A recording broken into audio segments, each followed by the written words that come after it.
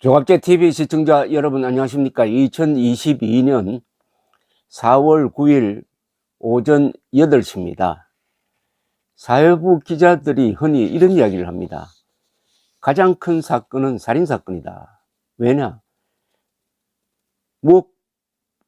무엇과도 바꿀 수 없는 사람 생명이 사라진 사건이니까 살인사건이 가장 큰 사건이다. 이렇게 이야기를 합니다. 사회부 기자들의 뉴스 밸류 감각이죠. 그렇게 본다면은 가장 큰 사건은 전쟁입니다. 지금 우크라이나 전쟁에서 하루에도 수십 명, 수백 명씩 죽어나가고 있습니다. 어제는 러시아가 미사일을 쏴가지고 저 동부 지역의 철도역에 수천 명이 몰려 있었는데 그곳을 때렸습니다. 그래서 현재 50명이 죽고 수백 명이 다친 것으로 보입니다.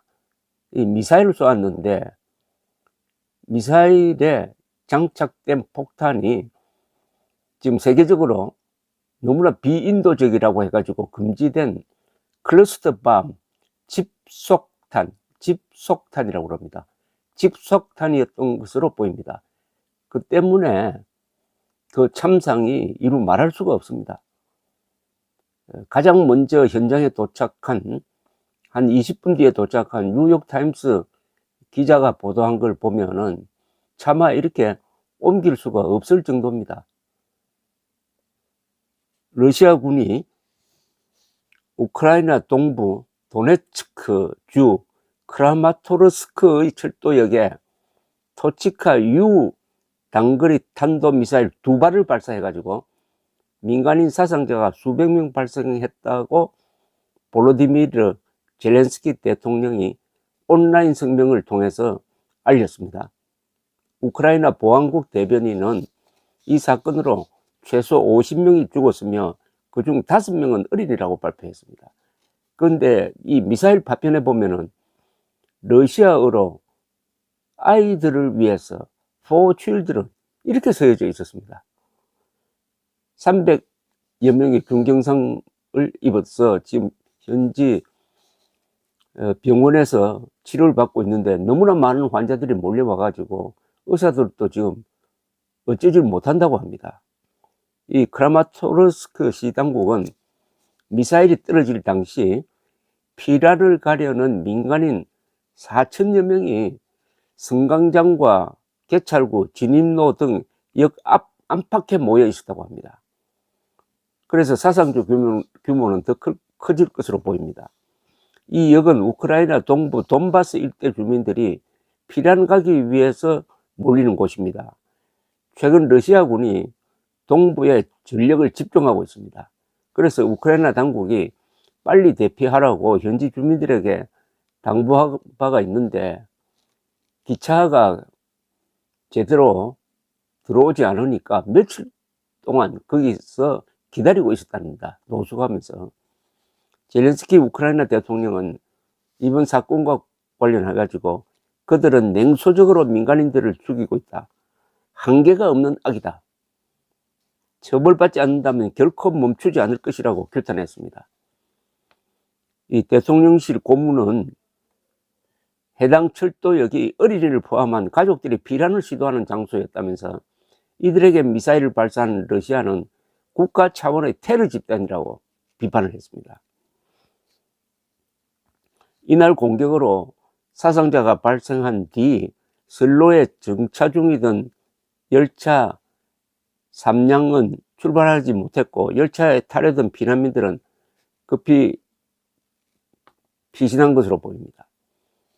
이 접속탄이란 건 뭐냐 하면은 하도 이게 인명살상이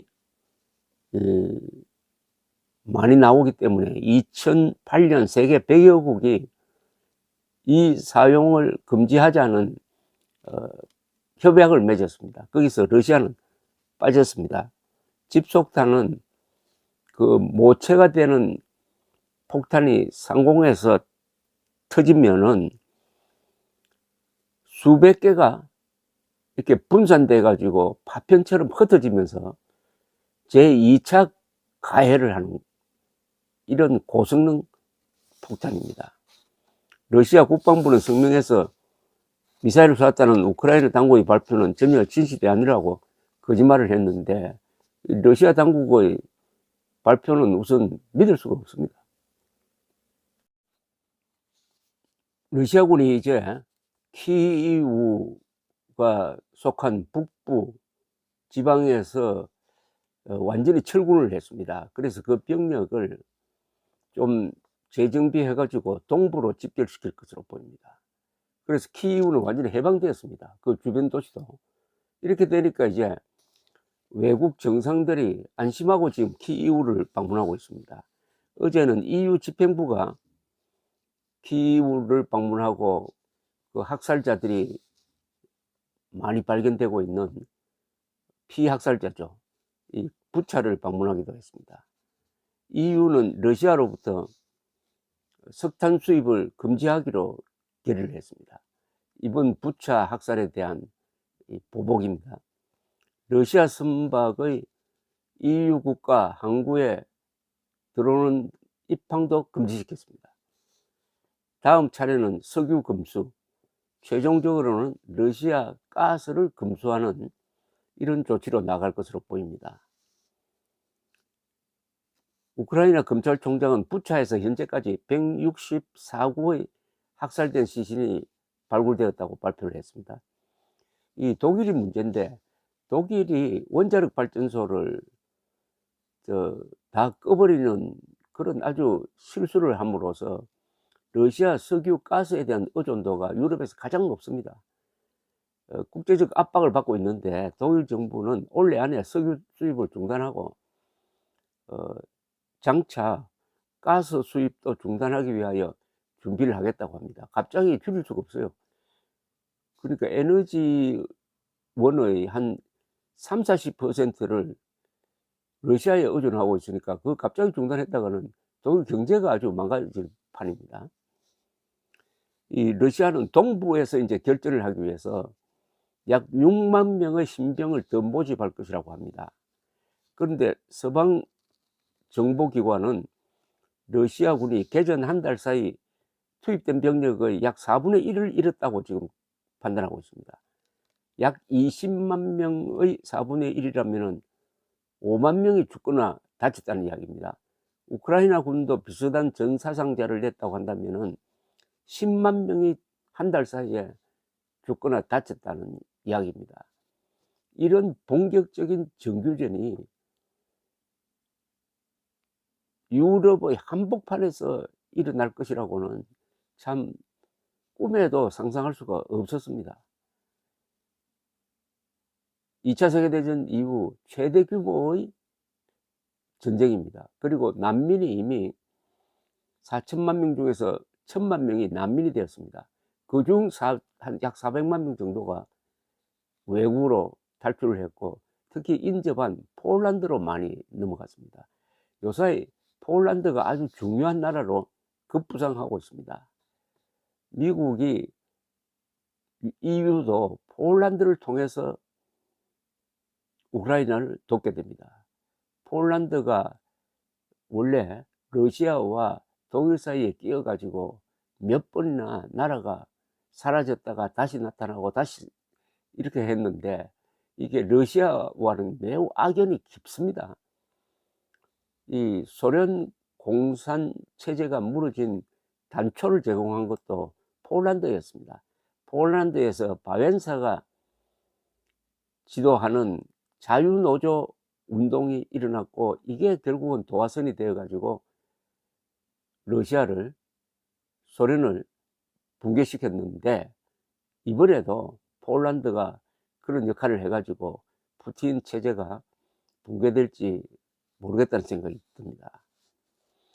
이 우크라이나는 지난 100년간 전쟁과 기근으로 1,000만 명 이상이 죽었습니다. 어떤 사람들은 한 1,400만 명 이렇게 칩니다.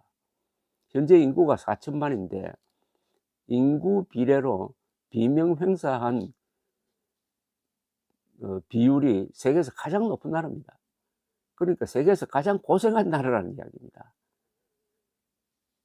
동영상이나 사진에 비친 우크라이나 사람들의 침착성은 이런 대규모 고통을 겪어온 민족의 DNA 같기도 합니다. 우크라이나 사람들은 민족은 있는데 국가를 제대로 가져본 적이 없습니다. 옆에 있는 러시아, 폴란드, 리투아니아, 오스트리아, 오스만 터키 이런 나라로부터 당하기만 했습니다. 몽골 군대도 1240년에 쳐들어가 가지고 키이우를 그냥 황폐화시키고 말았습니다. 그러다가 보니까 이분들은 이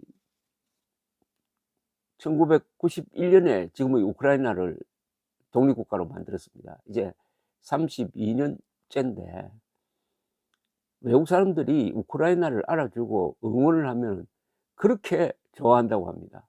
지금 사실은 서방 세계, 러시아, 북한, 중국을 빼고는 일치단결 해가지고 이 우크라이나를 밀어주고 있습니다. 그러니까 이분들이 용감하게 버티고 있는 것이 아니냐 하는 생각이 듭니다.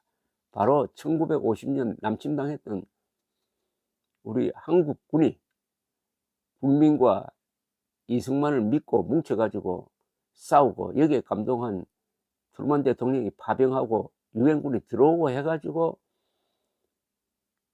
지금의 우크라이나처럼 절대적 열세인 가운데서도 우리가 버텨냈습니다. 그래야 휴전선 남쪽을 지켜냈습니다. 이게 그 40년 뒤에 공산체제가 무너지는 하나의 출발점이었습니다. 그와 같은 역할을 지금 우크라이나 사람들이 하고 있습니다. 1950년의 한국 사람, 2022년의 우크라이나 사람들은 자유를 지키는 방파제입니다. 근데 이 방파제가 언젠가는 러시아, 북한, 중국의 이 독재체제를 쓸어버리는 자유의 파도가 될 것입니다. 1917년 볼셰비키 혁명 이후 러시아에서는 두 번의 궁정 쿠데타가 있었습니다. 1953년 스탈린이 죽고 나서 실권을 잡은 베리아 비밀경찰 두목을 후르시초프가 주도해가지고 제거했습니다. 근데 1964년에는 그 후르시초프를 브레즈네프가 또 주도해가지고 정치국에서 몰아냈습니다. 그 차이점은 베리아는 처형되었고 후르시초프는 연금 생활을 하면서 여생을 마쳤습니다. 감사합니다.